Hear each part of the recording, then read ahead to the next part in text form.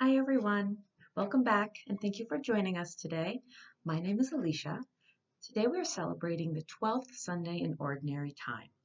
In the Gospel today, Jesus tells his disciples that they don't have to be afraid and that every person is important and loved by God. This is a reading from the Gospel of Matthew. Jesus said to his disciples, "Don't be afraid of anyone. Everything that I am telling you in secret, I want you to proclaim out loud to everyone. Don't be afraid of people who can kill only your body. They can't kill your soul. Think more about God, who has power over both your body and your soul. You know that two little sparrows can be sold for only a penny, yet not even one sparrow dies unless God allows it to happen. You are much more valuable to God than many sparrows, so don't be afraid. If you stand up for me in front of other people, I will tell God in heaven that you belong to me. If you don't stand up for me in front of other people, I will tell God in heaven that you do not belong to me." The Gospel of the Lord. Have you ever been playing a game where someone was either excluded or not treated fairly? Did anyone speak up for that child that was being excluded? This can be a really hard thing to do. Why do you think that we're afraid to do it? Sometimes we're worried that we'll be judged or that we'll be embarrassed. This was the same for the disciples. They were afraid to go out and talk about Jesus' message because they were scared that they wouldn't be treated fairly.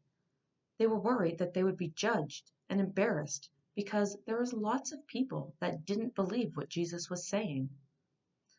Jesus told them that they needed to be brave and that God would give them the courage that they needed to go out and spread the word. God calls us, just as Jesus called his disciples, to spread his love and teachings. Sometimes this is really difficult for us to do. Jesus reminds us that God is always with us, giving us courage to do what's right, and that each person is so important and loved by God. God loves us all, so we are called to take care of each other and love one another. God also calls us to protect and care for the earth. The earth helps to keep us and all the other things that God created alive. We need to care for the earth so that everyone can enjoy it and share the good things that God has given us. This can also be hard to do. We need to be brave and speak up when we see people not treating the earth kindly. What are some ways that we can help to care for the earth? This week, I'm going to go outside and spend some time enjoying the grass and the trees and the animals that God created for us. And I'm going to try to make sure that I take care of them. I'm going to make sure there's no litter around.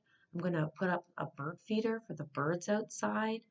I encourage you to think of ways that you can help care for the earth and how you can show your love and be brave and share your love of Jesus with others. I hope you have a great week. I'll see you next time. Bye.